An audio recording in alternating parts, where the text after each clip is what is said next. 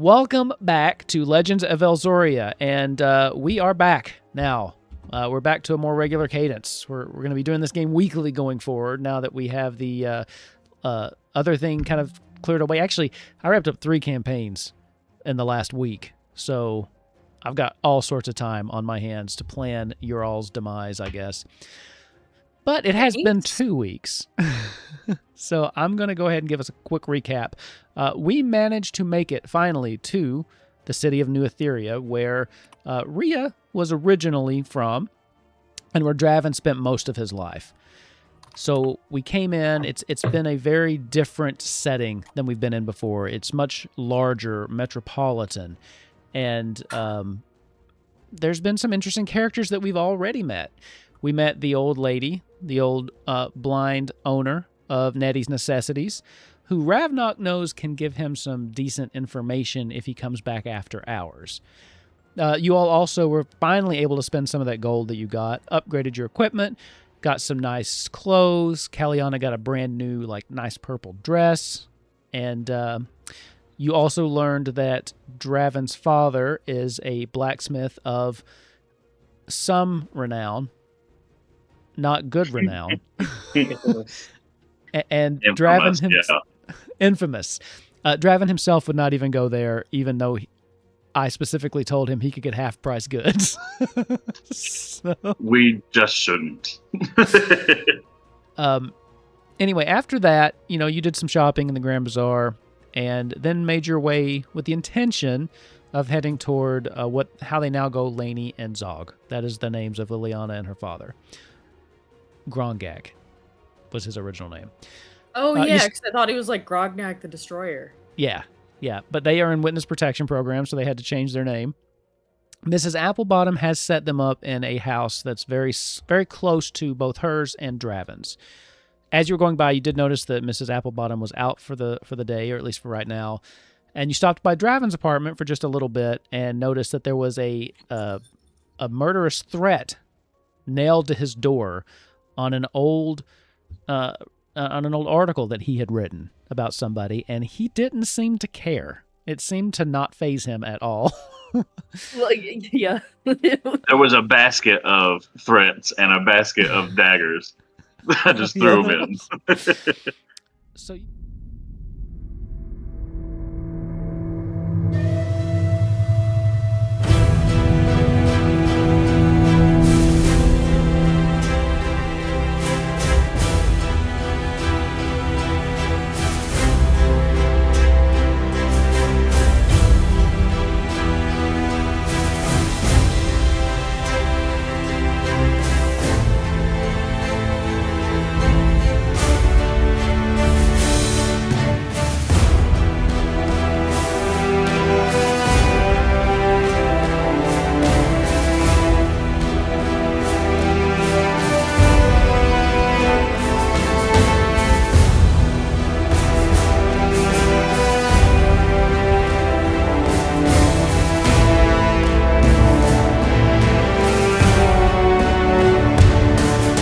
So you all took a moment. I believe you did take a short rest. If not, you would have had time to, so we can do that now if you didn't roll your actions. And, I believe the next step was to head towards Laney and Zog's. But the day is yours. I'd say about this time it's almost lunch. So, you spent the morning shopping, the Grand Bazaar. You've had a pretty good morning, but it's about midday. So what do you want to do? I want to go see our new girl, Laney. I want to see that she's settled in and is okay. We do have to, at some point, hit up the council and Miss Applebottom, but for now, just since we just got to the city and could use some orientation before we strike out, may as well. Draven, is there anything else you need to do in your apartment before you guys head out to Laney and Zog's?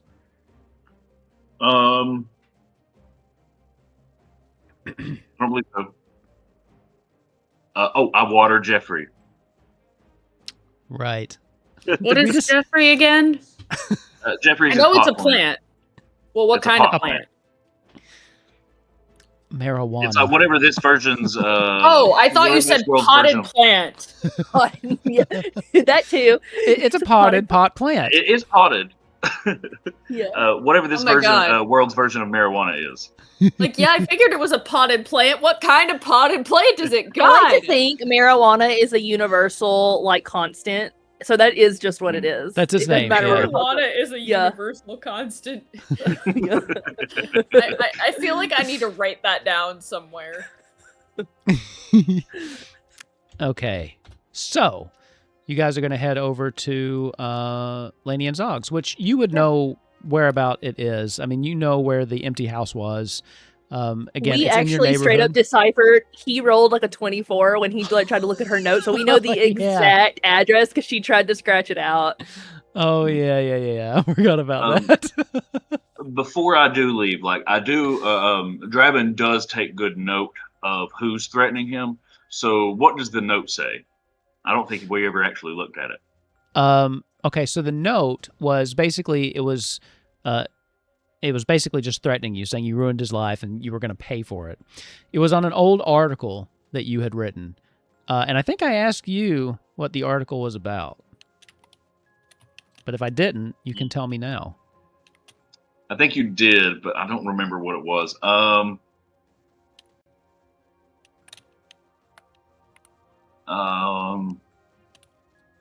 It was an expose of one of the former council members that took down his entire like political machine. So everybody that worked for him lost jobs and stuff like that too.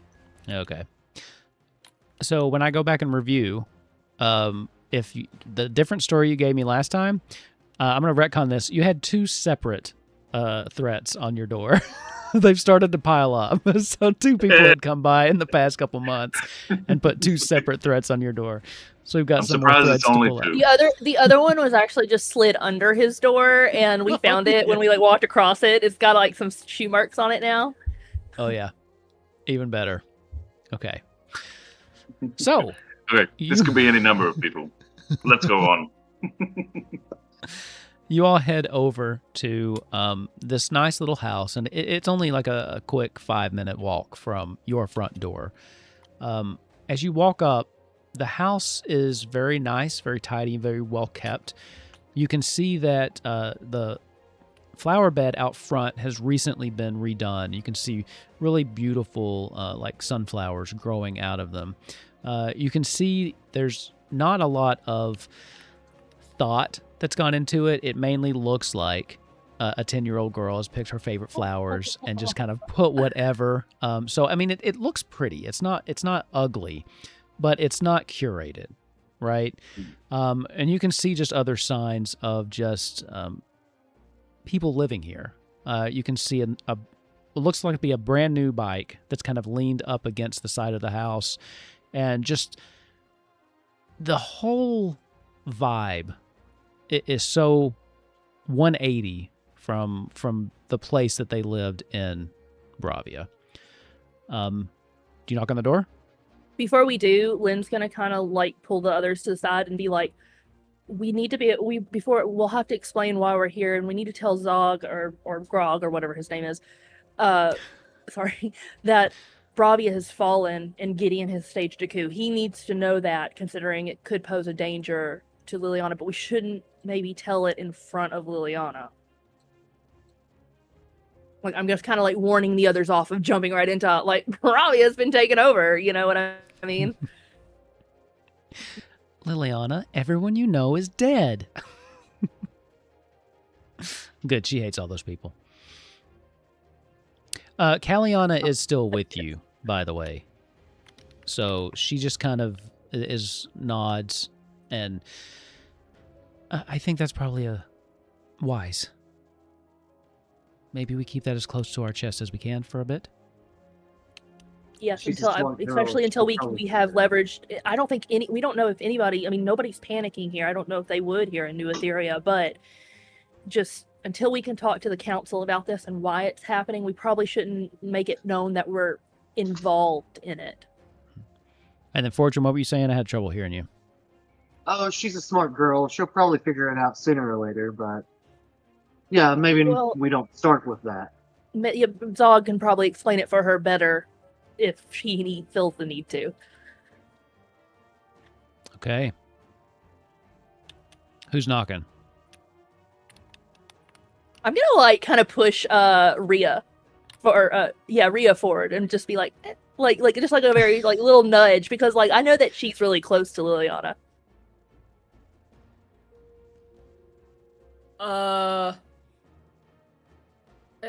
I the designated? No, I'm not going to finish that thought. I feel like Draven's going to twist my words if I do. She'll be very happy to see you, Rhea, I'm sure. Oh yeah, no, I was just about to wonder if I was now the designated door knocker, and then I was like, wait, no, something knocker sounds like something Draven would turn into a bit, and He doesn't say anything, but he does have a little smile when he's writing things She down. says, staring you right in the eye. Draven, you start to write it down, and then you as you're jotting your notes down, you then see the very important note that you had written down on the previous page about the existential existence of Rhea's soul. Rhea's soul. And for a minute, you're like, oh shit, I should probably bring this up at some point. Now's not the time, though. And he still closes his book. Anyway, something knocker. That picked up. Hell yeah. You knock on the door, and then you hear just some shuffling inside, and you hear this gruff voice. Hey, Laney, can you get that? Yeah, sure. She runs over, and the door just kind of barely peeks open, and you see these little eyes, these golden eyes, come out, and they meet you, and you just hear, and then the door slams in your face. And then you hear something scooting behind the door as she's pushing something up, and you can hear these little clangs as she starts to climb up and unlatch the the little door latch that keeps people from breaking in. And then eventually she just throws it open. She goes, "You came! Did you get my letter?" Yes, and we even solved your mystery. Oh, I was going to make it a little easier, but Daddy said that I probably shouldn't. But I knew that you would be able to figure it out because you guys are so smart. Come in. Dad! She turns around and just screams, and she welcomes you into this very cozy home that they've built for themselves. You can see that there's some breads and cheeses out on the table. Immediately, it smells like home. It has this coziness to it. There is love in this house and peace. And when Zog turns around, the look on his face is just so different. He's put on a couple pounds, but he was getting to where he was a little malnourished before. You can see some of the color back in his cheeks. This is a man that was on the brink, and then has now his whole life is just back together. As he looks at all of you, and you made it. Did everything go well up in the mountains? I'm sorry. That's not the first thing. Please come in. Can I get you something to drink? Some tea, some wine, some water. Lynn's gonna just immediately pull him into a big she's pulls him into a hug and pats his back really hard. She's like, "It's so good to see you well." And she kind of it's so pats, good to see you she too. kind of pats his cheek, and she's just like, "Oh, look, you've got some color back." Well, yes, it's a little bit easier to just relax here, and it's been nice. And Laney, you got our message about Laney, right? Yes, we did. Yeah. Okay, she's doing so well here. In fact, she's starting school next week. Oh. Yes, she's very excited, and I'm very excited too for her to go. And then you just hear Laney go, "He's lying." Oh. I'm just it's gonna be weird not having her around, is all. What are you going to do with your Draven just free kind of time? pushes past you and is like, so you said something about wine. And he starts opening cabinets and stuff like that. I'll get that. He gets the wine and he starts pouring it, and he looks back at you, Rhea. Well, honestly, I've been looking for work around town. I did meet this really nice older dragonborn blacksmith that was offering me some part-time work. His name is actually very similar to yours, Draven. But then there's, I've been having my social group that I've made some friends here. And Laney kind of speaks up. Yeah, Daddy's made lots of friends, especially that one lady that keeps coming around. Daddy really likes her. Is it? I do not know what you're talking about. There's no lady, just people that we've met. He kind of gives her a look. Is it the freaking what's her name? Apple Bottom? Lynn looks It's not apple bottom. Lynn looks delighted. No, He's but like, I don't he's say like- Leah doesn't say that out loud. That was Epsilon. That's pure Epsilon. Lynn is delighted at this news. She's just like immediately like Lynn would be like the first person to be like, oh, matchmaking time. It's nothing like that. It's just there's someone that's just that she's been lovely to be around, and that's all. And then you just hear Laney lying. Sorry, with something in my throat. And he just shoots her a look. Anyway, what brings you to town here now? Please have a seat. Let's catch up. So I take it since you're here, things are going well with the business in the mountains. Draven is like going through the cabinet still, and he's just like, "Oh, not at all." He doesn't say anything else. Would anyone like to elaborate on that, or? It wasn't. I'm gonna kind of look at him. Like I kind of just like look at him, and then I kind of like shoot my eyes to Laney, and then I look back at him, like. Laney, would you do me a favor? And she kind of rolls her eyes. Don't bother making up an excuse. I'm gonna be able to tell that you're lying. I'll be outside. She just kind of stands up and rolls her eyes, turns to you, Rhea. It's really good to see you, and I do want to hang out before you go, even though I'm not allowed to be here right now. But it's good to see you. Yeah. And she kind of like stops for a minute and just kind of looks down at your hand. Did something else happen? Your markings, they seem to be on your arms and hands now too. Yeah, a lot has happened. I touched some things I probably shouldn't have. Oh, Dad tells me not to do that too. Yeah, this is why you listen to him on that front. Okay. Did it hurt?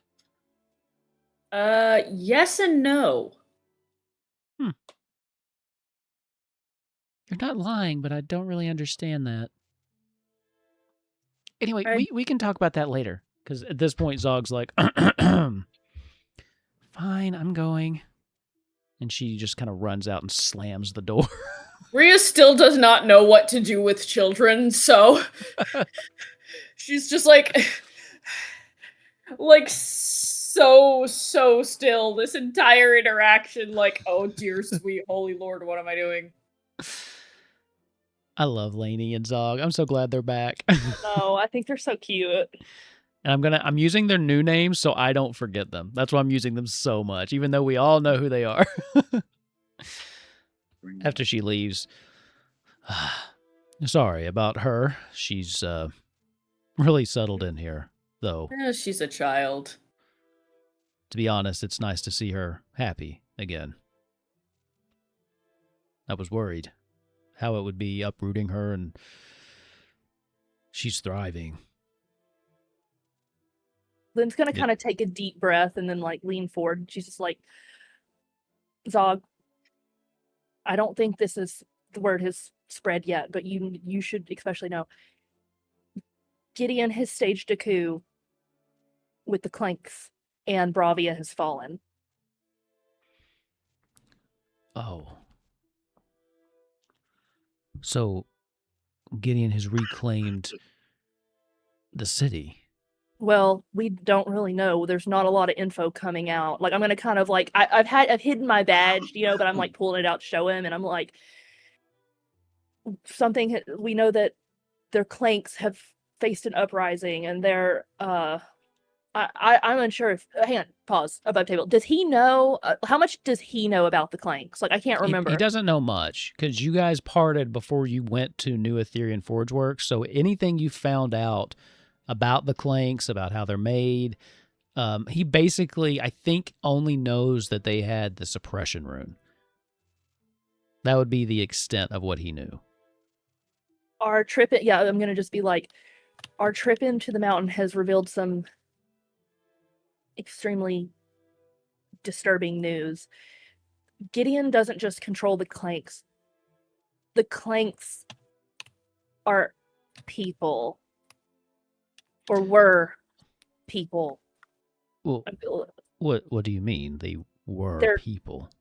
They're souls of people put into machines. And they're being his controlled. eyes immediately kind of go towards Kaliana. It's true. I've luckily awoken recently, but we're all souls from the original Etheria that have been trapped and, for lack of a better word, enslaved in these bodies. That's a special kind of hell.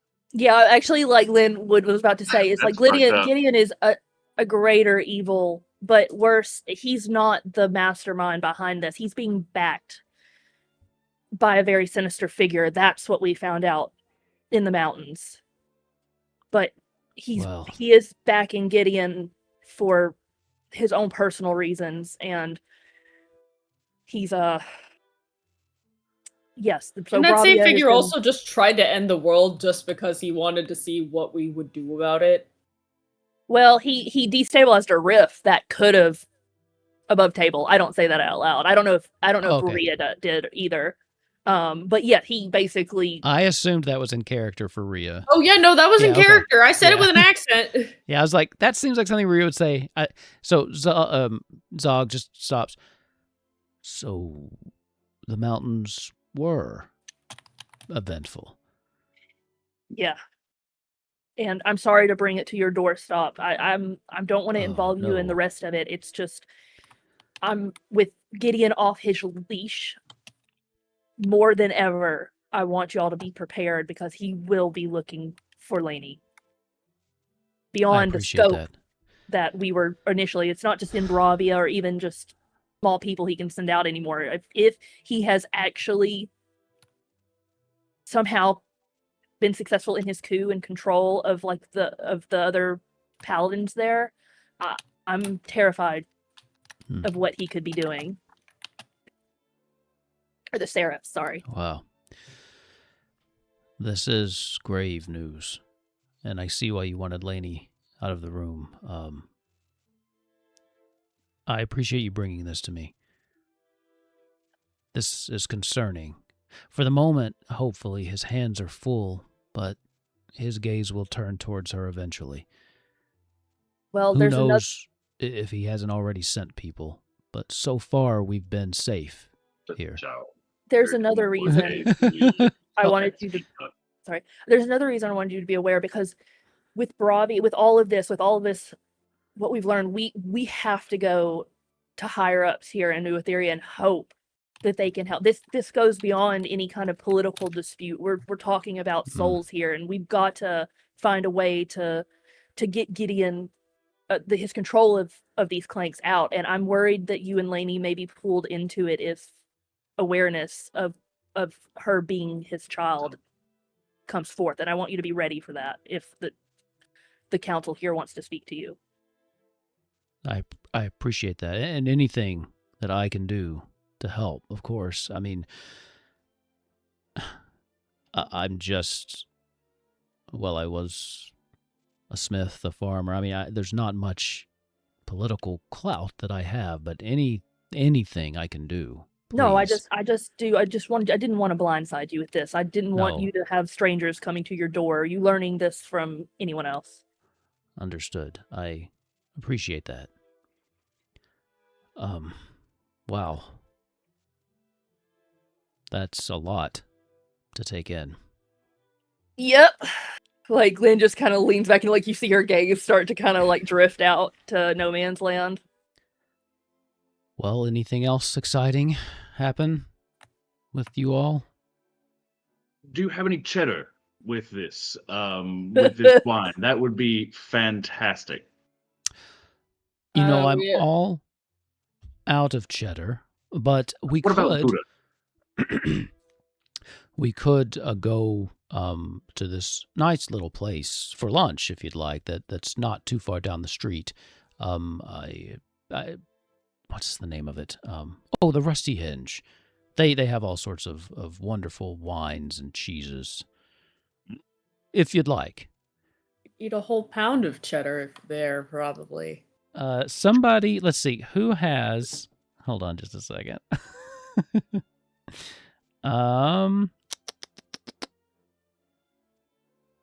Who has the highest instinct? Rhea? Probably me. You don't know why. What is your instinct? Is it +2? 4. 4. Oh, shit. At the mention of the cheese, he seems to latch onto that and seems to really, really want to go out to eat lunch. I love that this is what... Like, he seems like... His demeanor changes slightly, and he seems like he really, really wants to do that. Uh-huh. You, I think I we know should what that definitely... means. I think definitely Lynn want is to- already like she's she doesn't pick any of this up, but I like to think that she just is a fancy person, like who has like a very like she and Draven can bond over their wine, like ooh the Gouda and the cheese. So she's already kind of like some lunch before we fuck up our lives wouldn't be too terrible, you know. I mean, I'm genuinely curious if you could actually order like a pound of cheddar and just eat it. Like, Well, this isn't that. I'm not going to do that. But Yeah, I was going to say, you know what kind of place the Rusty Hinge is. It's not This like a is not fancy that sort of place. restaurant. Its name is very fitting. The Rusty Hinge is a dive bar, and it has a furniture fighting ring in the basement. It's a good place for furniture information. fight? Wait, hang on. Do you fight animated furniture? No, the furniture fights each other. Oh! Yes, That's amazing! Two wizards animate furniture, and they fight each other, and everybody bets. That's amazing. actually really Yeah. cool. It's fun. But great cheese. We should go. We can continue this conversation there, I think. Unless there's something private we need to discuss. I think cheese-related conversations are allowed to happen in public. I don't think that will shatter the cosmos as we know it. So, lunch then, yes? Yeah. Why don't you all go on ahead and get a table? We'll be right behind. Perfect. Will do. And he gets up, and he's got this, like, almost boyish spring in his step. It's like, hell yeah! Cheese, motherfuckers! I'll go get us a table. And he opens the door. He goes, Laney, we're going to go out for lunch with our friends. And we're going to go ahead and get them a table. And you can hear as the door's shutting, Laney just says, are we going to the Rusty Hinge again? And she shuts, and the door shuts. And now, you all are alone in their house. Please don't rob it. No, Lynn No, will no, actually not throw fucking fists if you try to rob We're- these people. You're We're more alone in likely their to house. leave Please things don't here. rob it. You're Yeah, so we wouldn't do sad. that to our our loved ones. Well, First draft. Fortune maybe do it in a weird way, but only like I like to think that Fortune would take little things, but she would leave little things in return. You know what I mean? Like a little critter. In Like a my wooden head, fairy. Wouldn't rob these people, but you know, I think It Fortune can be would like talked into. I could be steal, talked into it. Yeah. steal things that could hurt people. Like they would childproof the house by taking dangerous shit. Like, oh, she's gonna cut herself on these They knives. have 2 cleaners. You can't have 2 cleaners with a child in the house. Only one cleaner. Well, the first thing Draven says is, okay, I'm just going to say it. Anybody else notice how hot Zog's gotten? He does look quite good for yes. 2, this is a bit more serious. Before, so kind of re-describe to me. I apologize. It's been a bit. What did I learn exactly about Rhea? So essentially what you were able to piece together is that what happened with Rhea was very, very similar to the process in which the Clanks were created. What happened was the mortal Rhea, the normal Rhea, when she came in contact with the rift, something happened. And her soul was ripped from her body, and then another body of pure magic was built around that soul. So essentially it was a soul transfer from flesh to a body of etheric energy. Which is specifically the actual role he like I think he means like the scenario. The scenario that tipped you off is when she touched the body of Rhea, she disappeared. Oh, right. And Okay. Rhea, Yep. appeared, and then when that went away, Rhea reappeared, and that's how Draven figured out that it's not 2 people, it's the same soul swapping. It was the same soul, exactly. Yeah. Everybody else is like, this is fucking weird. Or Our viewers who may have also forgotten. If my soul gets forcibly ejected from my body, then I just stop existing. You don't know. Next time you have a death roll, you can choose to sacrifice yourself and find out if you want. Well, see, there's a difference between dying and forcibly ejecting one's soul from the body. Fair.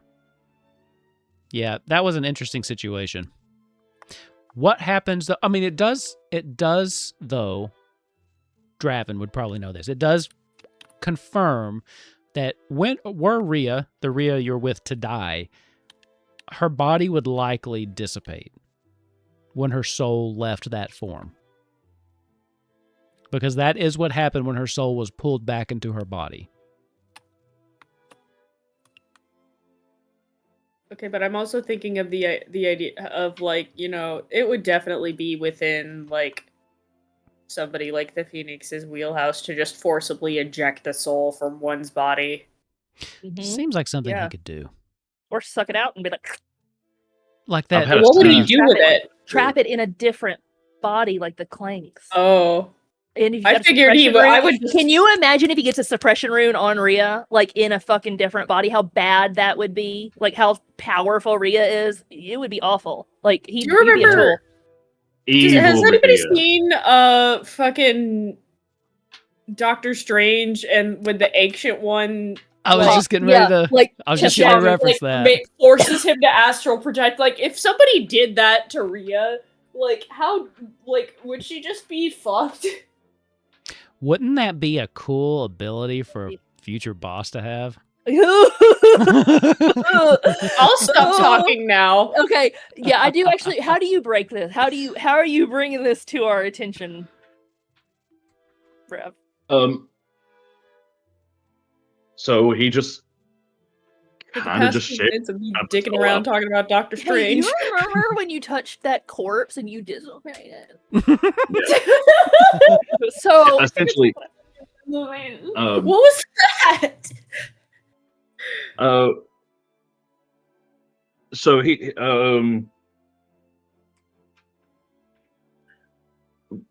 Rhea, when you touched the rift, you disappeared, and I'm sorry, not when you touched the rift. What was it? Her other body. I'm sorry. When you touched her body. Right? Didn't you use final words on it to talk to her? Yeah, that was when you tried to talk to my corpse. Yeah. When we used final words on the corpse, you disappeared from existence for a moment. You are Rhea. You're not a copy. You are you. Okay. Oh, wait. So you're saying that this Rhea contains the soul of the original?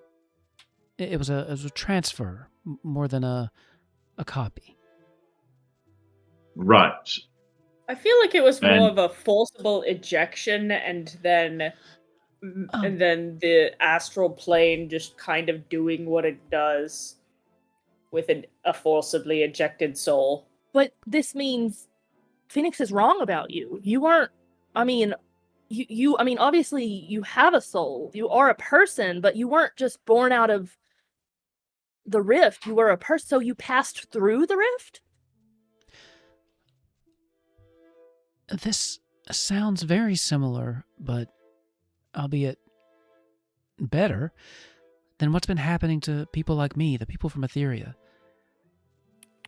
I don't know how, but Phoenix has been pulling them through the rift and then forcing those souls into the bodies of Clanks. But somehow Rhea's body, the soul made its own form. How is that possible? Maybe whatever God. astral plane I got sent to just saw a forcibly ejected soul and wasn't entirely sure what to do with it. It's like, well, we can't have just a wayward incorporeal soul. Let's make it corporeal, and just did that. Rhea, Lynn's do you have any? When you're there, do you have your abilities at all? Can you feel magic? That's a good question. Wolf. Epsilon definitely knows Rhea definitely knows the answer to this question. Epsilon has forgotten.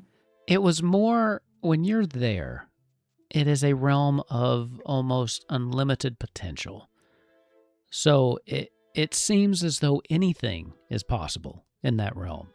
So you would think, yes, you do have your powers, but what are powers in a realm of infinite potential?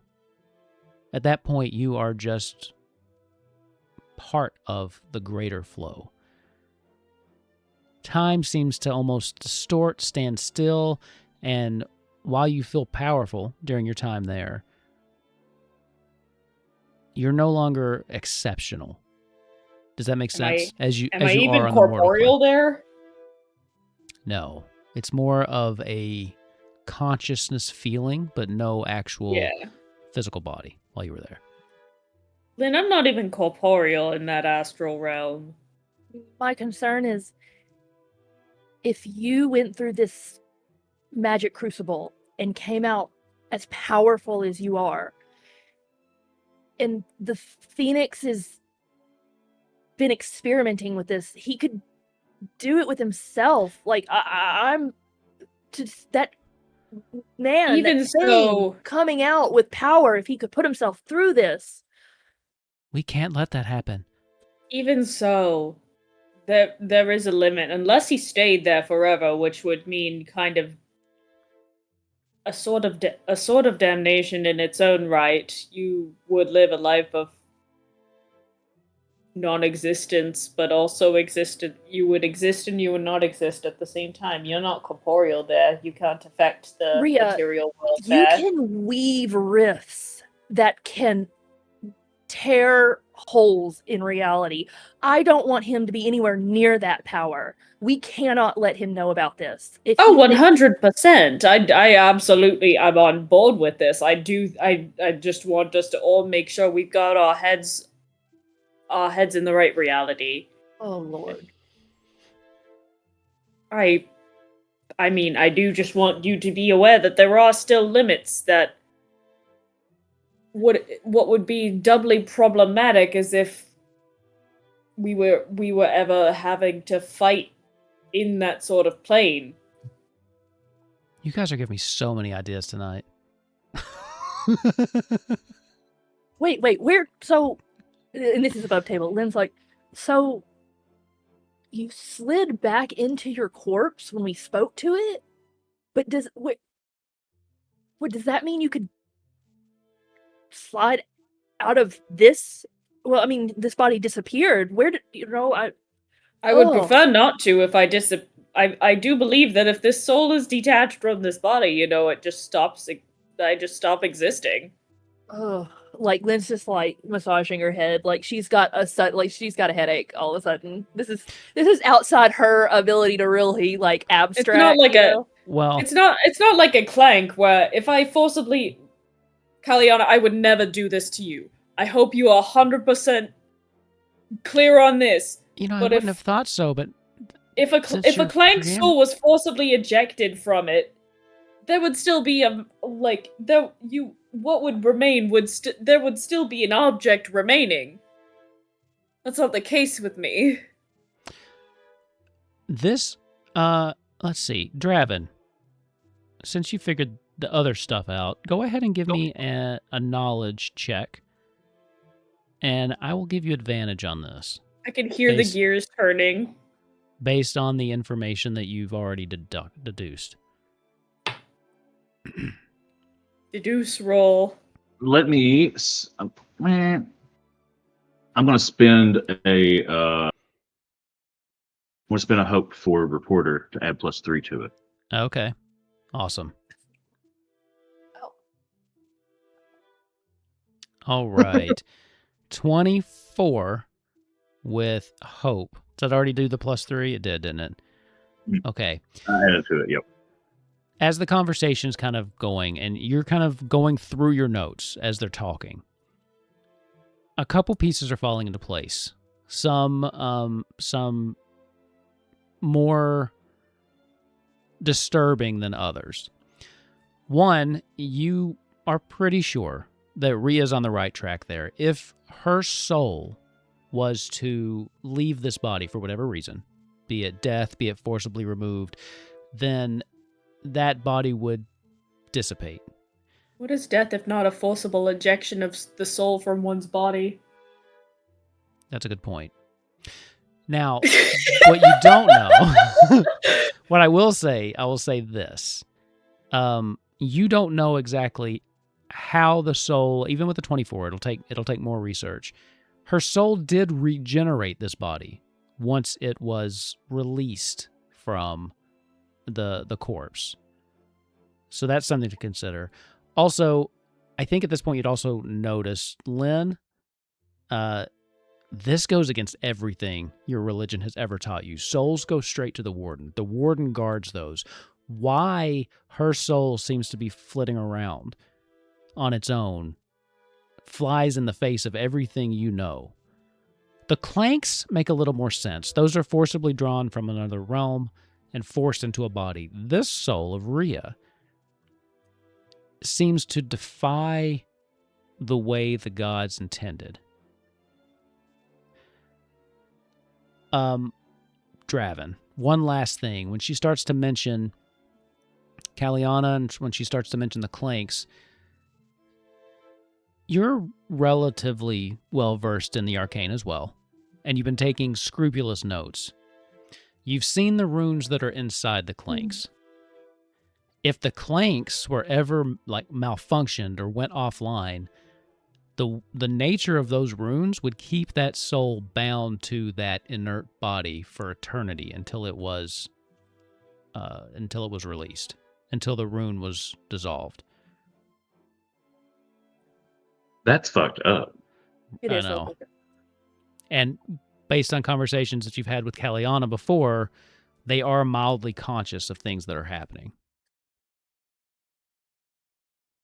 Have I really driven home the fact that the Phoenix is a bad guy? Yeah. Are we getting that? Okay. We did discuss about how it would be just desserts if we just ripped off his head and scratched a suppression rune and then entombed it somewhere as punishment. It would be maybe a little too evil for Lynn, but it depends how he acts through the remaining of everything, because I just really want to drive home how bad this guy is.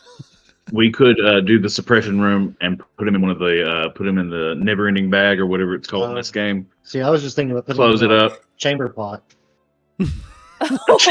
The chamber pot, and then in the never-ending bag. Sure. I was gonna go with entombment in a place nobody could ever think to look, but that would also be very funny. Just eternal chamber A pot. never-ending bag in a never-ending bag in a chamber pot. That may be a little too like she'd have to at least be like, okay, like you may be free for 10,000 years, but you too will eventually dissolve and rejoin the cycle. Okay, so you've been able to piece that together. Whether or not you want to bring up that piece of delightful news. Oh. Okay. No, that's a lot for Kellyanna to hear. Okay. Lynn's kind of going into blue screen mode right now. Like she doesn't even say anything. You just see her like get really pale, and she's just kind of staring off into like space. Like she's just like she looks. What is the? I almost want to be like she's almost like turning green. Like she's just like, oh my god. Like she's like, I don't understand what's happening right now. I feel like all of this is over Fortune's head. And so she's kind of just walking around and like taking in the room and the house and like kind of like seeing what their day-to-day life looks like here. You know, Okay. new years, new things that they own, you know, coming and going, things like that. So she really hasn't been participating. She probably just like grabbed that loaf of bread and she's been walking around just Okay. observing. Give me an instinct roll. Let's follow this thread for just a second.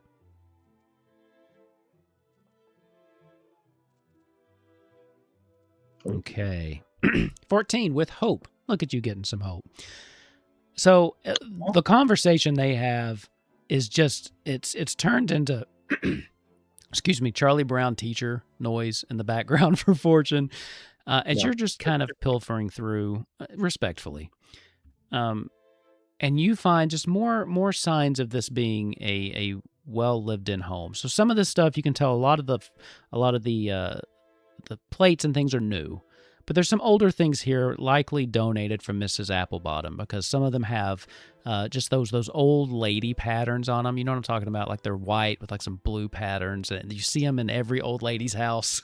And you see like a vase made out of one, and it's got some of the flowers that Laney has picked. As you kind of look around, you start to find little drawings that have been hung up all around the wall, as Zog has like hung up things that he was especially proud of that Laney's been doing. And you come across one that, and she's been getting better, actually. You can see just, even though it's only been like a week or two, you can see like she's starting to be a little more adventurous in what she's drawing and trying harder and harder things. And one you notice seems to be a picture of the four of you. And you all are standing on this like this hill, and the sun is kind of in the background. And it's still a kid's drawing, but you can see there's some potential there. The way that she's even rudimentarily capturing like the light in this picture. But you're all just kind of standing up on the hill holding hands, and you see her and her father kind of down the hill waving to you. Likely a scene, or how she remembers the scene of your parting when you left to go towards the mountains, and she came towards New Etheria. And as you're kind of looking over this and they're having the conversation, you hear a tiny little tap on the window. And you look up and you see Kitty kind of right outside the window, just kind of tapping. She's just motioning you to open up. There's a little bit of a Benny Hill sketch or like, you know, me being like, get out of here. No, nobody wants you here. Go on. She like rolls her eyes, and then she like flies down, and a couple seconds later she like flies up, and you can see her wings are flapping as hard as they can, and she's holding and pulling up this bag, and inside it there's like this can of Rogue Island clam chowder, but it's like bigger than as big as she is. So she's holding it, and like her wings are having trouble staying up, and she's like, She's still smoking that cigarette. yeah, The same cigarette. it's hanging out of her mouth. Well, I'm Just gonna be real like, quick, I'm rolling prayer dice, so that I'm just letting you know what they are. Okay. That's why I'm rolling. I'm gonna go to the door and let her in and be like, "Decent folk, use the door." She kind of like swings around. At this point, they're still kind of in their conversation. I don't think they've even noticed you go to the door as you open it, and she's just like, ugh, she drops it on the floor. Well, other decent folk don't ask people my size to get things that size. Clam chowder. What the fuck were you thinking? You're lucky I like you. I know you do. It's been a while since I've had clam chowder. What can I say? Mm-hmm. So where'd you get it? Ain't fucking telling you. That's my secret. And this is Rogue Island clam chowder, correct? I don't want any of that. Knock off I Timu don't want any of bullshit. that new Etherean clam chowder. I don't want any of that shit. Are you questioning the integrity with which I do my job? No, I'm questioning whether you were listening to us earlier. Well, I was, and that is Rogue Island clam chowder. I open it and have a snip. Would I even know what makes it Rogue Island? But I've had it before. I'll make this a reaction roll. You can make a instinct reaction roll, so it won't generate hope or fear. Ooh, that's bad. Smells like Rogue Island clam chowder. Okay. You think it is. You think so. It's hard to tell. You're doing that thing to where, like, you're pretending you know, like, exactly like what it is, but you realize as you smell it, you don't know what it's supposed to smell like. Draven's got like watching you eyes while he's putting the lid back on. That's right. Rogue Island clam chowder. We're about to go to the Rusty Spur. The Rusty Hinge. The Rusty Hinge. You know, you got any bookies down there? Itching to make some bets. On I the got some furniture hookups. fighting? Yeah. What, Hell yeah. You looking to make some bets, or are you looking for you looking for some Well, information? Who you got winning? She just gives you a look like this, puts her cigarette back in her mouth, and holds her hand out. It's always about the trade, isn't it? Mm-hmm. I'll give her a coin. A handful of gold. A handful of gold? Okay. You're not gonna believe me, but I'd put as much money as you can on that three-legged bar stool. Okay. Just saying. All right. Ooh, and I know. All right? The sofa looks like it's gonna whop the floor. It's gonna be out in the second round, I'm telling you. Well, that three-legged bar stool, is probably more nimble, than a couch. Mm-hmm. I can see Plus, it. the odds on that thing right now are in the toilet. So, you stand to make a pretty penny. Well, So wait now, why are the odds on it so bad? It's a three-legged bar stool. It hasn't won a fight in 3 weeks. But why would we bet on that then? Because it's due for a win. Oh, I've got you. She looks over at you like, I feel like me and Kitty are both looking at Draven just being like, Idiot. he just doesn't fucking get it. doesn't fucking get it. What an idiot. Does he think these things aren't whatever? No. Yeah. Three-legged bar stool. That's all I'm saying. Okay. Well, at least it's not a one-night stand.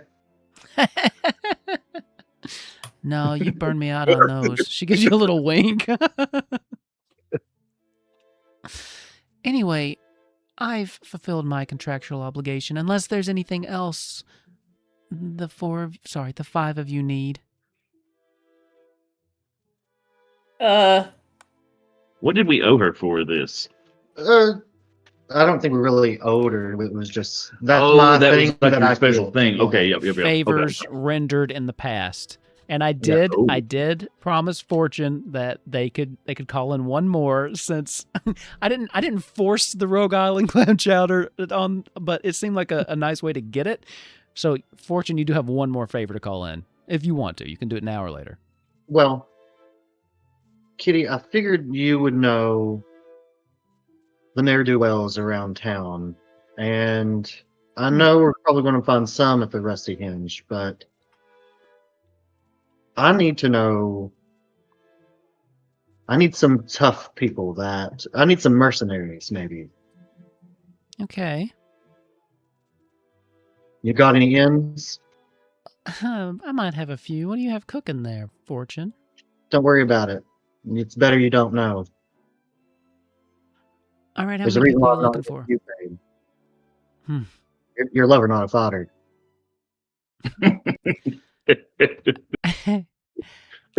How many people are you looking for, Fortune? As much money as it'll pay for. Hmm. Why do you think I'm needing to know about the bets? All right, I'll We're in pretty dig deep. around. I'll find you some interested parties. Are we talking... What's the scope, I guess, of the job you're looking to hire for? Well, you know me, I always like a little chaos goblin just to cause some distractions, but Okay. we need a big distraction and possibly some fodders. Okay. Just keep your ear Alright. to the ground, you know? I'll dig around. No bond. But now, Fortune, after this, we're square. Right? We were always squared. You don't have to owe me anything, but I do like to keep tallies on who's ahead. And after this, we're back on even playing field, yes? Of course. All right. I'll get you the information you're looking for. All right. Well, this will probably be where we're at. Don't let anybody else follow you, though, okay? I never do. She turns and flies off. Hey, we got rogue Island Rogue clam Island chowder to clam give to chowder. Nettie. Yeah. There's a knock on the door, a very tiny knock on the door. Kitty, what? As I open the door. I dropped my smokes in the bag with the clam chowder. Oh, okay. Kind of holds her hand out expectantly. Well, I'm gonna take a couple. Here you go. Found your space. She takes another one out. Again, they're like as big as her head. We're not square anymore. She like conjures, she like conjures a little fire on the tip of her hand and just kind of lights it. Okay, I don't know You what I'm don't going to use that steal. for, but You I'm don't going to steal say a I woman's have 2 smokes. cigarettes. Yeah, 2 cigarettes. She just gives you They're a look missing and then lot 120s. and then she flies off. Okay. Back in the room after that distraction. I love that character. I do too.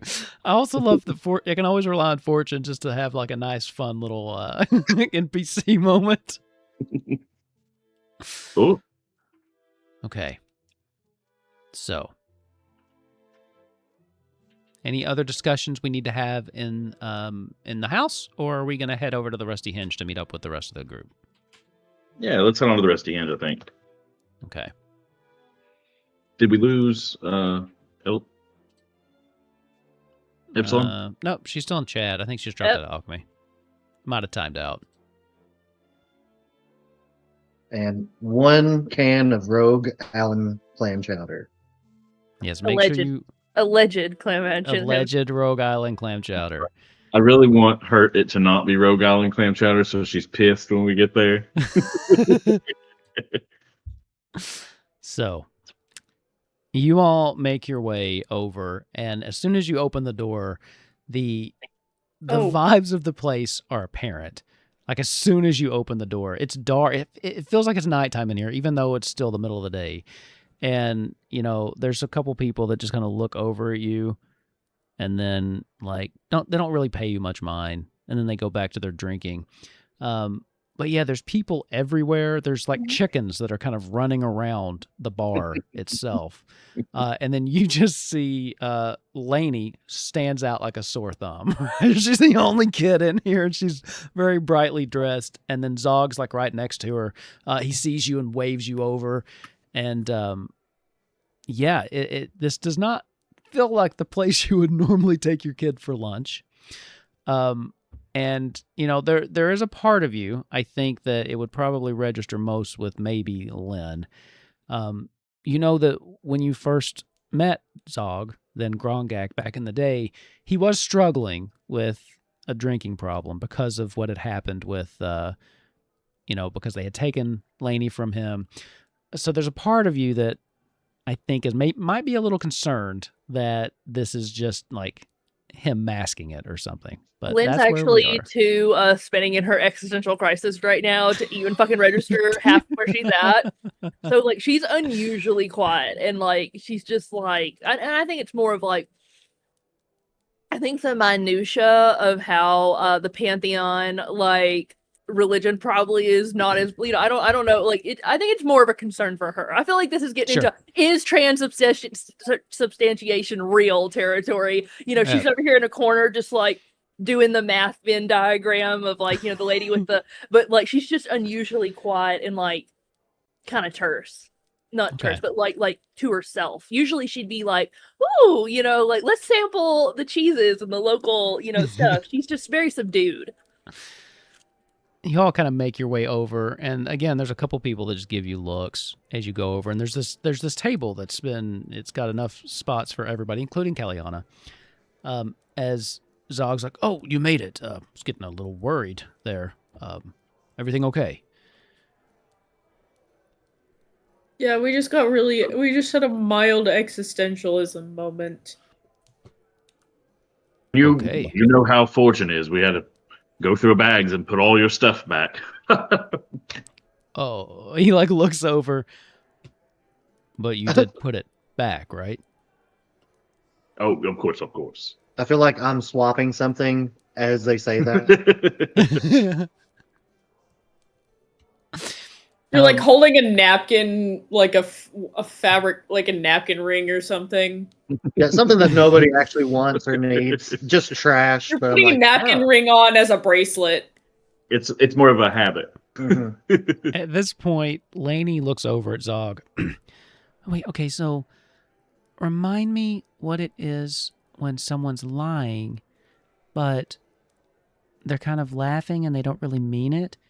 And he just kind of pats her. It's a joke. Oh, again, sometimes it's not a lie. It's an untruth, but both parties understand that it's not true. So which is what makes it funny.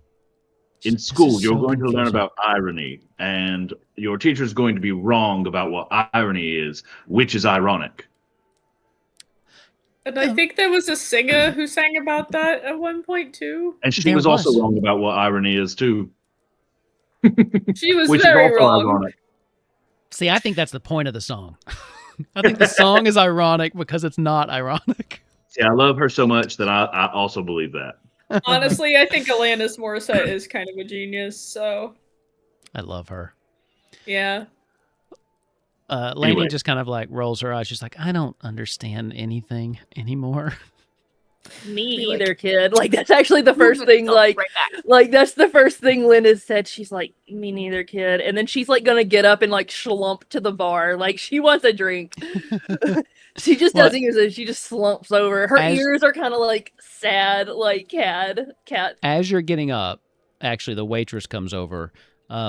She is this really tall, dark-skinned lady. She's got her hair kind of pulled back up into a big bun. She's very tall, very muscular, and she's already carrying like the 2 or 3 jugs of ale that she just kind of sits down. I'm about to see something so funny. So you're the friends that we've been waiting on. Welcome into the Rusty Hinge. Bethel, how have you been? No. That was my cousin. At this point, Zog pipes up. Oh, yes, this is Rosani. She's been working here for a while. And she kind of like shoots over. Zog here's one of my best customers, actually. And then at this point, you hear Lilian or Laney just be like, "Wonder why." Oh, anyway, yes, these are the friends that we waited for. Oh, wait, so you knew my cousin? So you must be a local. Of course, yes. I've only been gone for about 6 months, so. Oh, I have, they do say that we look a lot alike. She actually moved on. She's doing something else now that I would rather not talk about in mixed company. She like kind of looks down at Laney. Draven pulls out he doesn't care about that. He pulls out his notebook and writes something right in front of her. Anyway, you guys looking to get some food? Yes, Just drinks for the now. And I wanted to know, has the password changed to go downstairs? What is the password? She like looks you up and down. You are local. We update it from time to time, just to make sure that everybody who's going is on the up and up. She kind of looks over, and Zog's like, "Oh, you can trust them." The password today is upholstery. Yes. Boots. With the So it has not changed. All right. Sorry, my kitten is scratching the carpet, which she is not allowed to do. I guess we've recycled back through then. Anyway, food? I will take... What do you recommend drink-wise? I'd like something strong. Oh, we have a really, really nice dwarven stout. It doesn't... It's actually stronger than some of our hard liquors. Delicious, too. Sounds wonderful. I'll take that. And for the rest of you? Same. Red Bull. I want mine in a big bowl. A fish bowl. We can do that. We can do with that. a little umbrella. Mm-hmm. And she turns back. Regular for the Miss Laney. And Laney goes, "Yes, I'll take the chocolate milk." And she goes, and then actually she just kind of reaches to a table beside her. She's like, "I know, I already brought it." Kind of sets it down in front of her. Get a shot of rum in it. Zog has like heart eyes, like you can just see like Yeah. cartoon, like he's like. She looks over at Zog too. If I didn't say this is a human woman, if I didn't say that, but You didn't, but I think we could all assume in the city of the humans. she looks over at Zog. And same for you. Yes, the normal would be fine. Thank you, Rosani. And then there's like this quiet moment, and their eyes kind of linger for a second on each other. I'll get those drinks right over. She kind of turns. And, didn't order. Draven, sorry. I didn't mean to. You're right. What did you want? That was unintentional. What did you want? Red wine, girly. Red wine. Okay. Sweet red wine. Also, anything that comes in a bread bowl, food-wise. Ooh, that's Oh, amazing. they definitely got bread bowls. Like a nice soup in a bread bowl. Does anyone have an instinct of 3 or higher? I know Yes. I know that Draven does. No, not Draven. Instinct 3. 3 or higher? 4. 4. Okay. As she walks away, you can tell that she's walking away, and you kind of glance over, and Zog, again, heart eyes. It's just kind of like looking at her, and then Laney kind of nudges him. "Dad, you're doing it again." "Oh, I don't know what you're talking about." Anyway, I mean, she is kind of putting on a non-zero amount of a show, so I mean, you know. Enjoy it. So? I know what she's talking about. No, that's just Rosani. She's not doing anything like that. Oh, please. Draven pats you on the back, or pats him on the back, and he's just like, "Well, I'm jealous as hell, so she's doing something." He's starting to like really blush. These sorts of things you can tell when anyway. they're that sort of thing you can tell if it's deliberate. So, what are you saying? You're saying that she might be interested? Oh, 100%. I would say the probability is well above 0. Well, like I said, I'm not looking for anything at the moment. And then you No, just hear lies. If something... we talked about this. No, but if something were to find you, I don't think you would find it I get the sense you wouldn't find it unwelcome. Perhaps not. At this You're point, allowed to want things. Rosani comes back with the drinks, and he just gets really quiet really quick.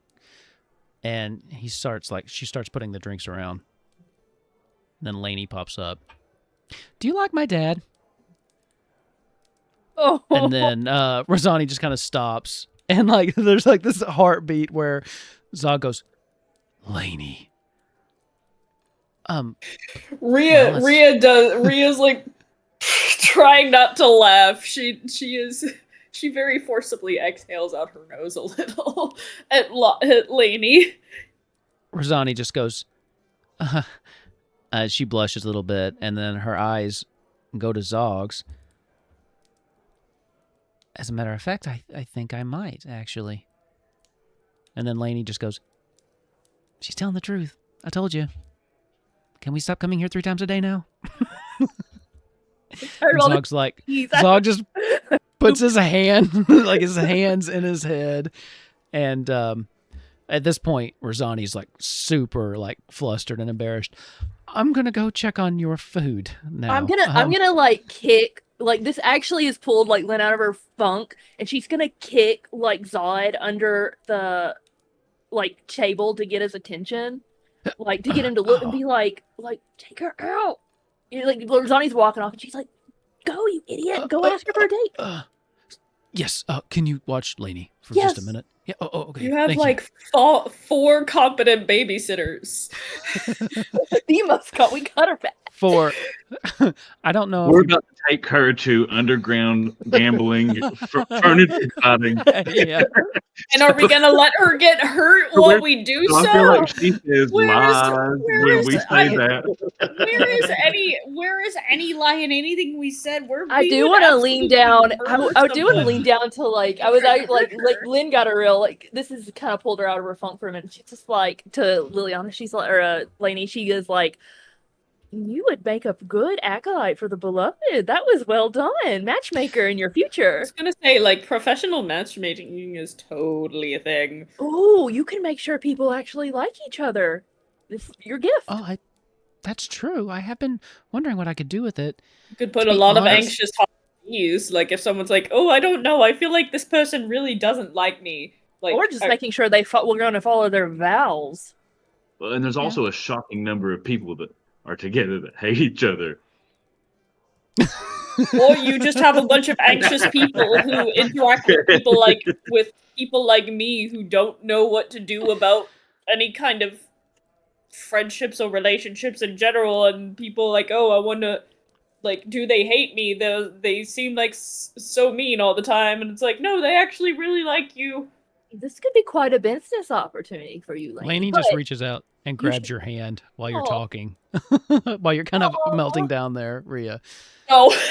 I have been wondering what I could do with this. But to be honest, I was just kind of sick of watching them dance around. It's been like that for... Oh, I know the feeling. Days. Oh, I know the feeling. It is quite annoying. I like to think that there's definitely some couples at the monastery that Lynn's gonna look at her and she's actually kind of perking up because Lynn loves romance gossip. She loves it. It's she's just Like we were monk. We maybe have been in a monastery, but we weren't like. We were a group of scholars. There was nothing in the rules against getting together. We're scholars. It's not that. It's just that would be a very interesting concept for a romance. Love in the monastery. Just go back to normal. Draven is furiously writing notes. We know that she already collects, all these like romance novels and Tijuana Bibles. Like she's just like out here like, ooh, a good story. Bites to it. Okay. So at this point, Zog has run off. He is he's kind of over at the bar talking to Razani. And you look over and she's just kind of laughing, and she does that thing where she just like puts her hand on his chest and just gently pushes him away, and she's laughing, and he's just like, he's got his hands in his pocket. It's really cute. And there's a moment, for those of you that are sentimental, it's just really nice to see him like this, especially knowing the tragedy that he went through with his wife and what Gideon Ashworth had done to him and his wife. And he seems lighter and happier here. Anyway, just thought you would want to know. Oh, also, Kalliana is with us. She is, yes. Obviously, she can't eat or drink, but like, are we getting any odd looks about having a clank here with us? No, actually, and there's a couple clanks that are just about working also. So the bartender, the bartender actually is a clank. So I mean, there's clanks here and there. None socially sitting at a table, like you all are, but they do seem to be doing tasks like tending the bar or mopping, cleaning up. Like you kind of see like Lynn wince, and she kind of looks at others, and she's like, she's just like, oh my god, I got a snack, and Boots is already fiending for it. Like she kind of like, she had perked up when like Zod had like, and she's just like, I'm learning so many things that just the world is different when you can see it from a new vantage point. And just because she like sees these clanks working, knowing that like they're probably not actually there, like they're just wandering around with this awful suppression rune on them, and what she's learned, like even if she hasn't talked to it, but she's just like so much I thought I knew, and I don't know.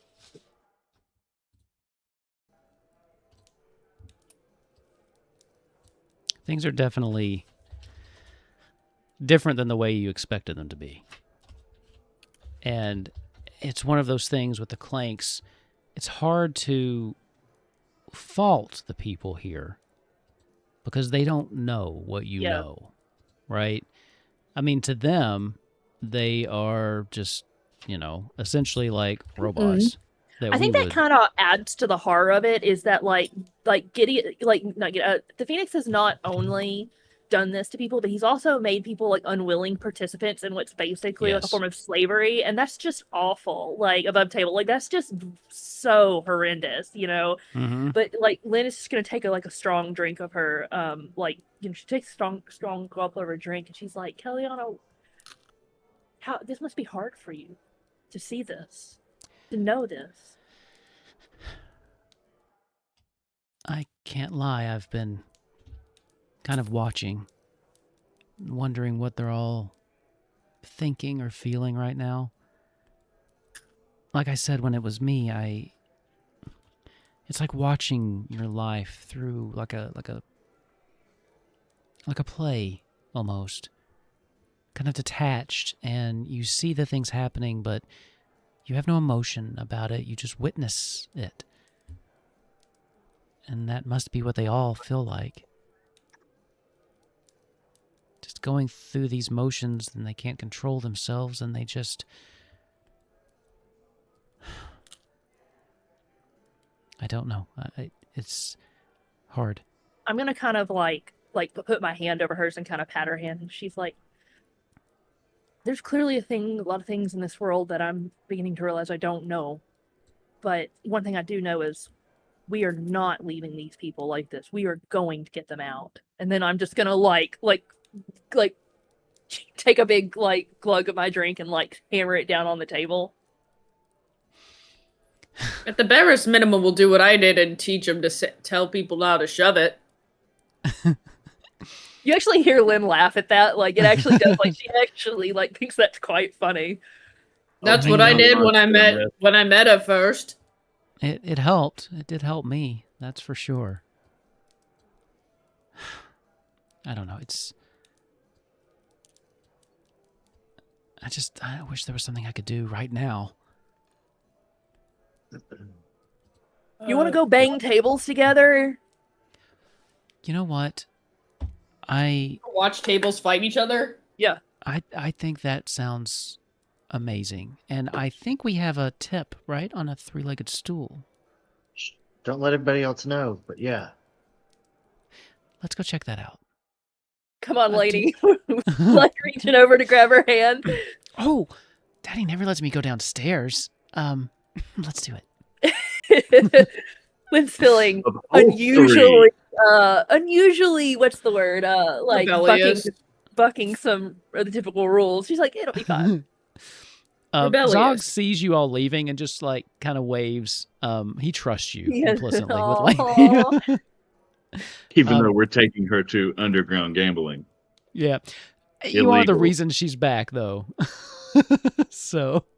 He knows we will literally murder people and have done it on behalf of this child. Yeah. I have killed several people over this child.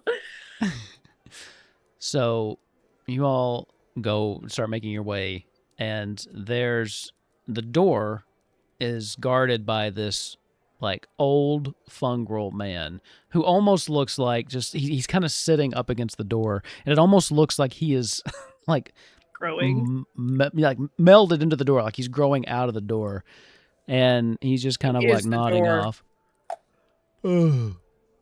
Password. Upholstery. Congratulations. He pulls himself up, and you can hear this kind of squishy noise as he pulls himself off the door and just reaches I imagine around. a few hyphy snapping. Opens it for you. Parts of the door come off and are stuck to him. Oh yeah, there's definitely all over his back, wood and splinters and stuff. Paint chips. An admittment though, has Lynn actually killed? I know she's whipped people's ass, but I think actually Fortune has killed most of the people. I think so.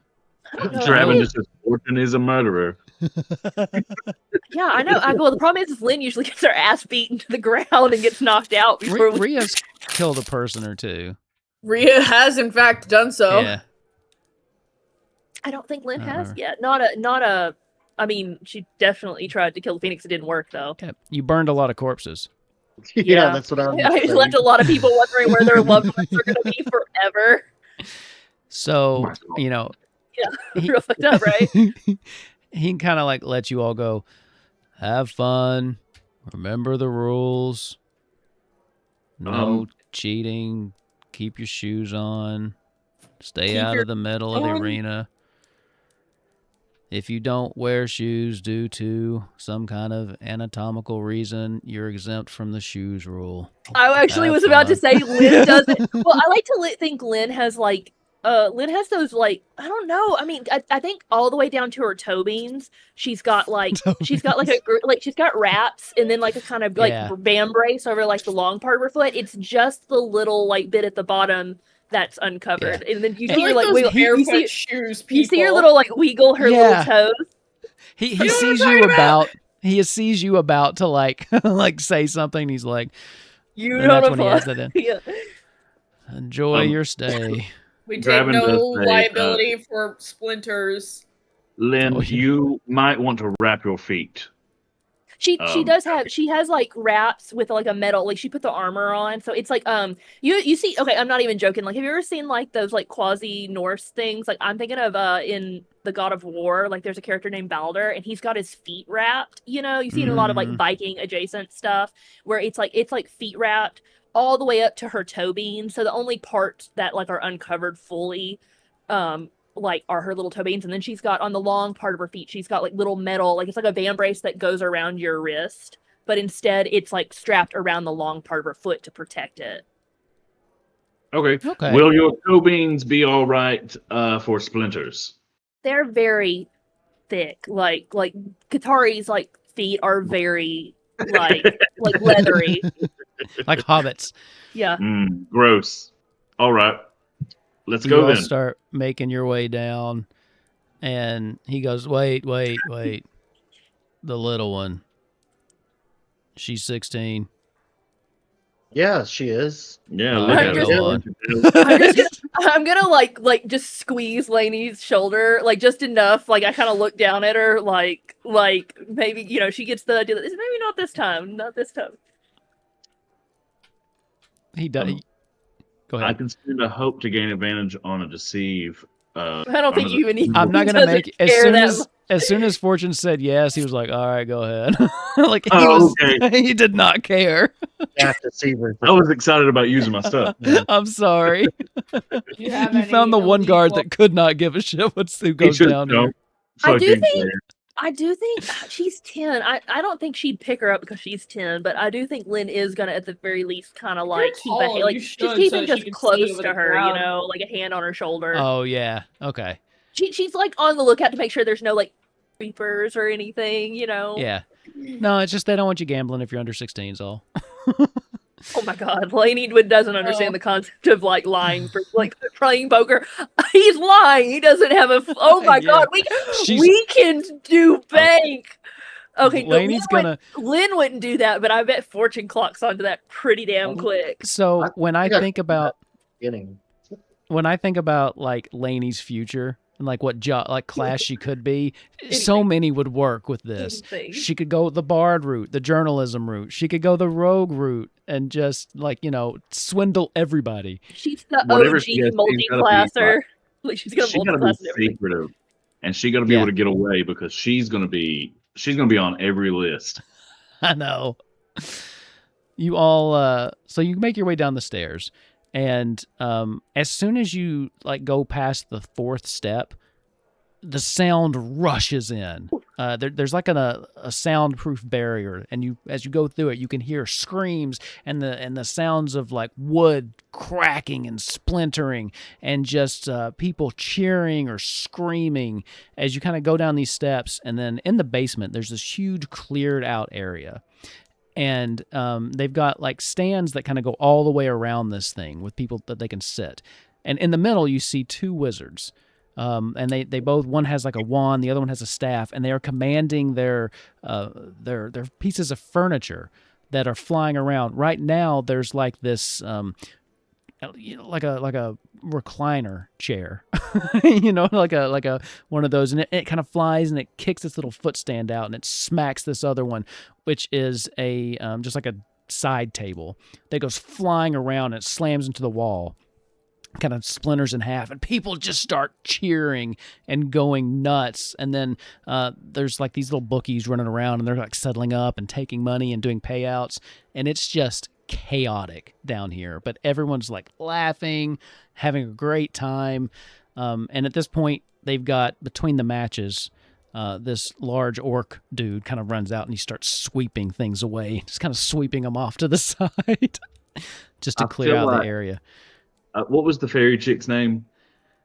Kitty Litter? Kitty Litter. That was it. Kitty Litter is definitely here. She's like a ring girl or something like that. Yeah, probably. That's how she has all the inside track.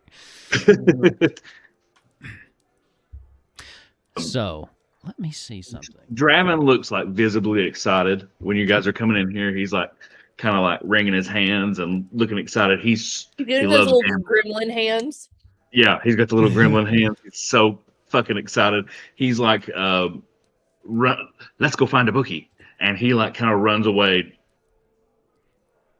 as you run away, starting to look, you kind of like get separated from the group, just kind of just excitedly looking for him, kind of pushing your way through. You eventually do find a bookie, and you walk up to him. What can I do you for today? He's a little gnome guy that's kind of up on this stool in the middle of this crowd of people. Are you looking to place a bet, sir? Yes, of course. Do you have a list of today's fights? I surely do, right here. Okay, so the next one we have coming up is can't believe they're running this three-legged stool again. He's gonna be going up against, well, he was supposed to go up against that side table there, but I think he's out of commission for a bit. So that means he's gonna be going up against this. Oh, the Ottoman. Yes, you're right. Thank you. And he like kind of scratches things around, and then realizes you're kind of looking over his shoulder, and he kind of hides the paper from you now. Oh, don't worry, sir. I'm not allowed to gamble. Okay. I'm here to see these furniture pieces annihilate each other, but my friends may want to place a bet. Okay. Since you're not allowed to gamble, then would you like to donate money to the central fund? I'm gonna just give you like the nastiest look, like. Oh, all right. He kind of scratches up a couple things and gives you a list of the next 3 fights. But the next one coming up is your three-legged stool. Okay. I'm gonna bet 4 handfuls of gold on the three-legged stool. 4 handfuls. Now, sir, it's not normally my job to give advice when people are placing their bets, but are you sure you want to put 4 handfuls of gold on the three-legged stool? I'm here for Keep in mind, it was a 4-legged stool at one point. The 3 legs is not by design. I'm here for the thrill of it. I always bet on the underdog. Okay. As do my friends. 1 chest of gold on the three-legged stool. Oh shit. A chest of gold. You have a chest of gold? I have 1. That's all. Oh, I have sir. that. You can have it. And three bags and 1 handful. Okay, a chest of gold. He like kind of starts taking down notes again. A chest of gold and 4 handfuls. Yes, is that correct? Your fairy prostitute friend better be correct. She better be. Or it'll be her ass. Okay. Well, I've got your bet recorded. The fight should begin in the next 10 minutes or so. Above table, I would like to say, like, Lynn is a seraph. It's not supposed to gamble. It's not necessarily they don't have gambling. It's just the office. Yeah. They do, because everybody's corrupt, and she hasn't, like, walked out of that. But she isn't supposed to. It's part of her office. Like, she's not really. It's just uncouth for people who, are, like, in law enforcement, because it's seen as, a rope. Like, ideally, in a world where they were not, like, it's corrupt as hell, and they actually followed their vows. The guy, the little gnome, is just confused that someone's here and doesn't want to gamble. Seems like the weirdest thing to him. One's here to see things kill each other.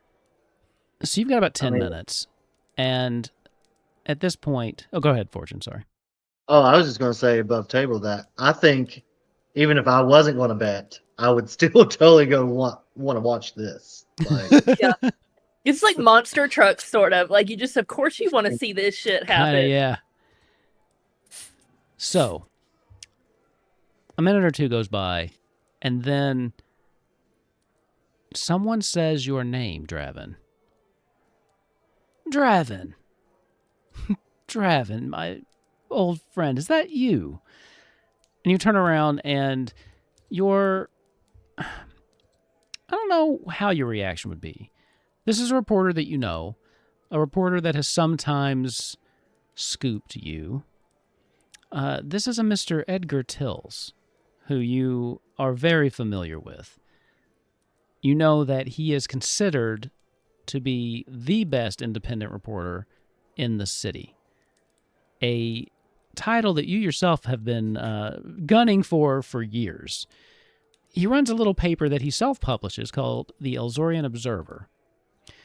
As he's walking up to you, he just kind of smiles really big. He has like this kind of pinkish purple hair that he has kind of half of his head is like shaved and this one kind of just kind of hangs over. And even though you're inside and you're down in this basement, he's wearing these like kind of 90s flared black sunglasses. He's dressed up really nice. He's got a tie on and this like nice brown overcoat. Draven, my friend, what brings you back to town? Tell me this man looks like Rick Astley. He is never gonna let you down. I wish I had him queued up to show him on the stream here, but I do have a Hero Forge made for him. He is an elf. He is not a human. And I will drop him in the chat when we're done here. It is Rick Astley, but it's spelled with like a bunch of extra vowels and apostrophes and stuff, so it looks like an elf name. That's just who I thought of when you described him. It's probably not even accurate. Draven is he's usually good at hiding what he truly feels, hiding his emotions so that he can get to the story and like, you know, trying to go whatever. But as soon as he sees Edgar, he's like, "Hello, Edgar." Well, Fucking Edgar. I get the feeling you're not very happy to see me. No, of course not. I apologize. I don't mean to be like this. I'm in a mood. Well, I hate to bother you being in a mood, but I actually was hoping I could talk to you for just a second. What do you want, Edgar? In private, if you don't mind. He's about to murder the shit out of you. God. Let's go. He kind of just brings you away. At this point, Laney's just like looking around. She's like so excited. And the last thing you hear before you get out of earshot, are they going to blow up more furniture soon? God, I hope so. That's what you just hear. Like, she's so excited. Like, so I feel Edgar, like this place is so filled with smoke that you have to lean down to see people. Oh, yeah, absolutely. He takes you over to this kind of a quieter corner. Not that there's a lot of quiet corners here. So, my sources tell me you spent some time in Bravia recently. I was hoping that we could connect. I have some questions. I don't have an answer for you, Edgar. I'm sure you've got answers. Everyone has answers. Not for you. I've been hearing some rumors that there's been a little bit of unrest in Bravia. Just wondering if there's any truth to that. I wouldn't know anything about it, Edgar. Deception. Or whatever we fucking call it in here. So this would be presence. Yeah. I'm going to spend a hope to give it advantage. Okay. And do you have a No. You can spend a hope to use a experience. I have Death Deceiver. Oh, okay, right. When I'm lying, I can use it to give myself advantage. Okay. You can also use an experience in addition if you want to. I think I will. Just to fuck with him, be like, you stupid bastard, you're completely wrong. You should be ashamed as a reporter that you even followed this lead. I'm going to use words can hurt for this. Okay. I love that.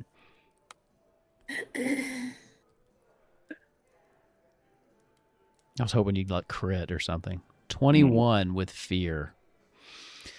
That's all right. So what do you say? I like that.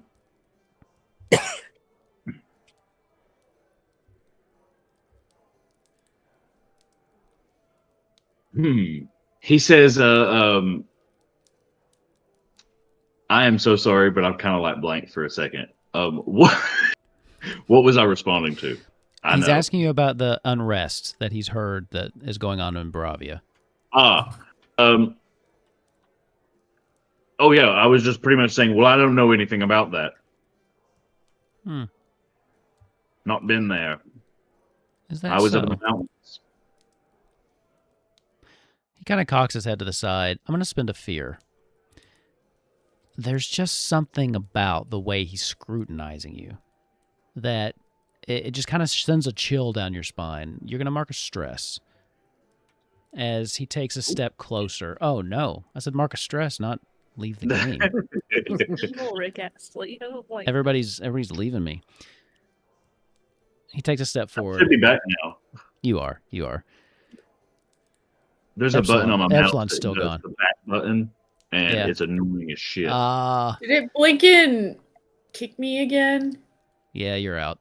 End my suffering. I swear to God. He takes a step kind of closer.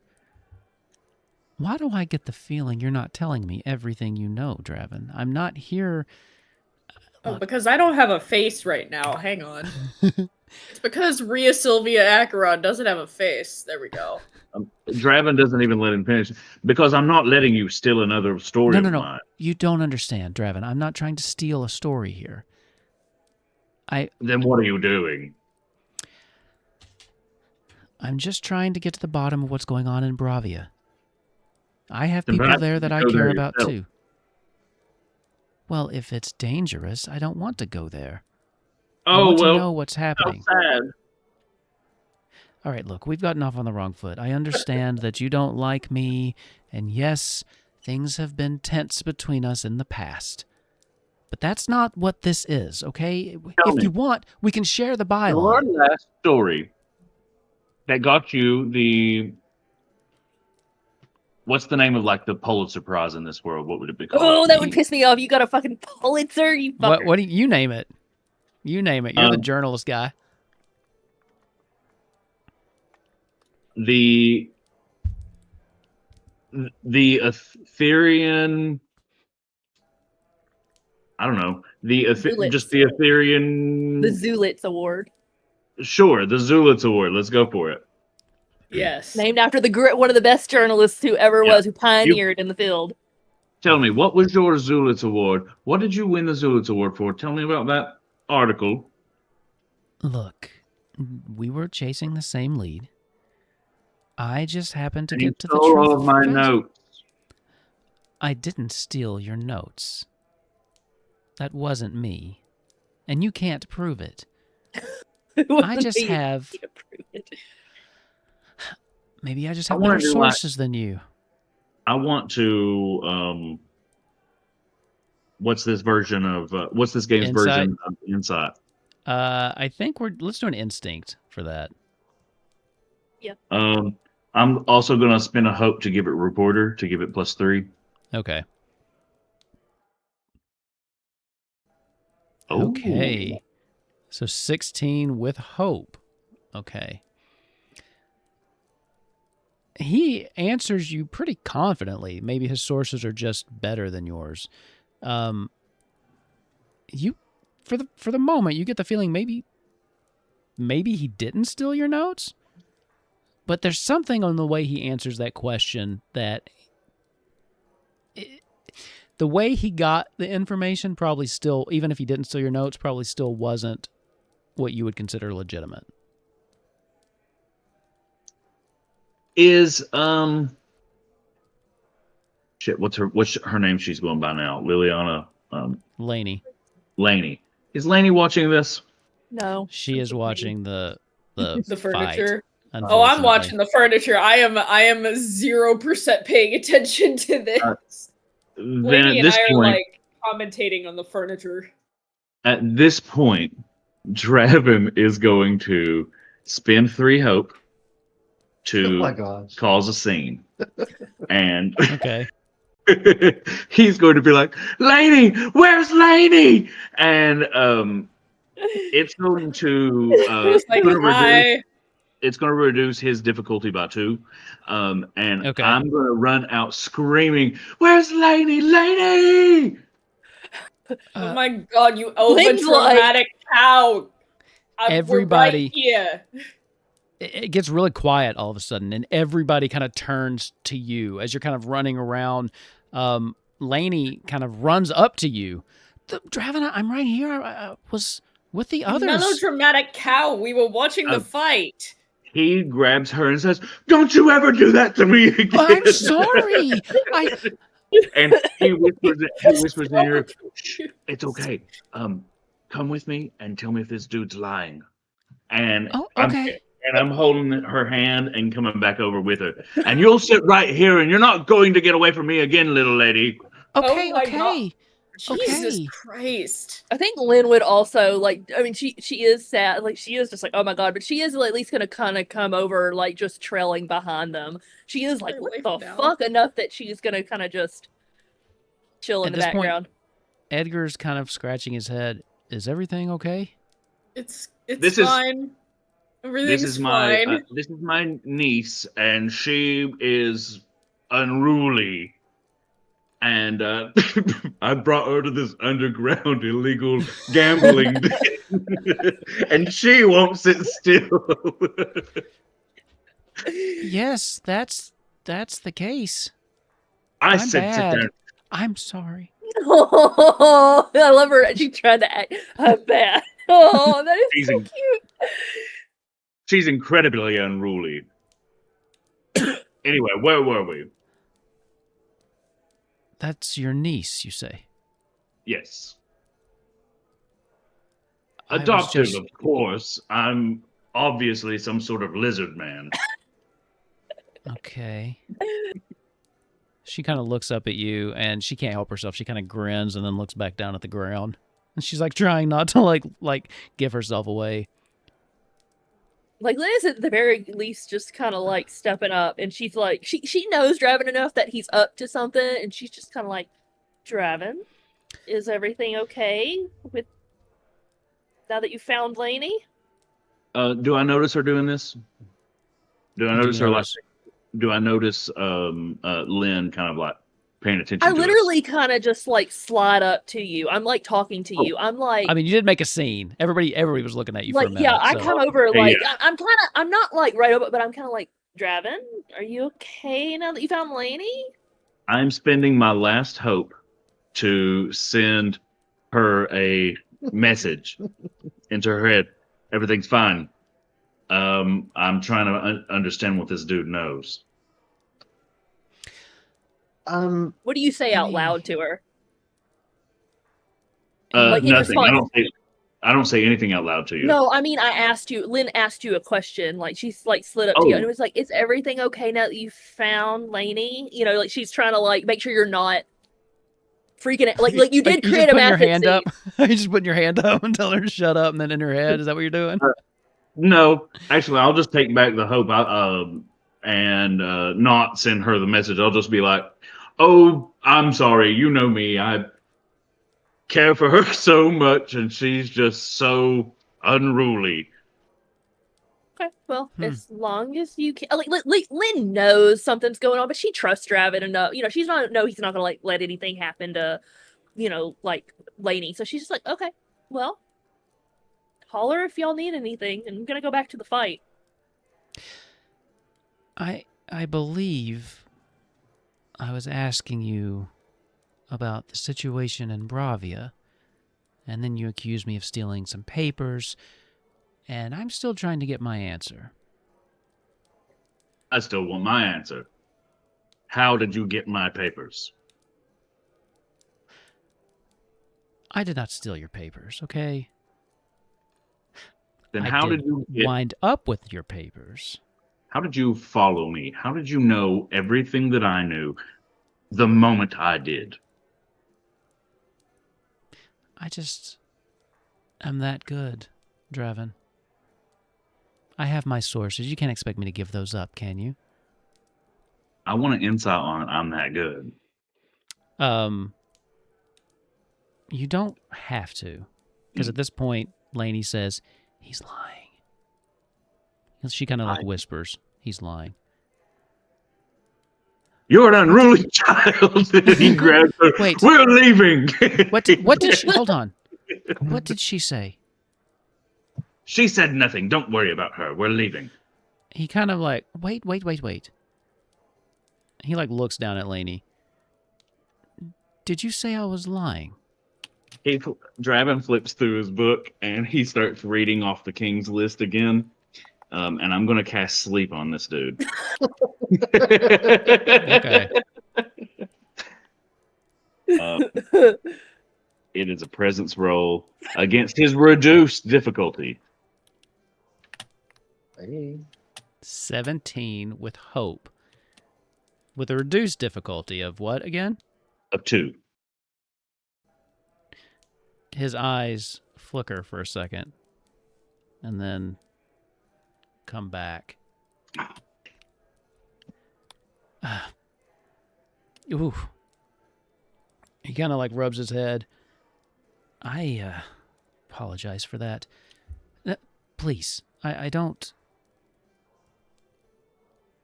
I don't know how to ask this.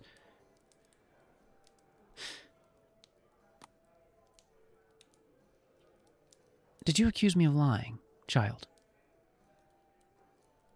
At this point, she kind of looks at you, Draven, and isn't really sure what to do. I just... Yes. She, like, stands up straight. I think you're lying. You don't seem like you're a liar. You don't seem like a very trustworthy man, and you lied to my uncle? She kind of looks at me. Uncle, dear, you unruly child. At this point, he's totally not paying attention to you anymore. As he gets down on like one knee and he's like looking at Laney, but she just kind of stands up and she's like really defiantly looking in his face.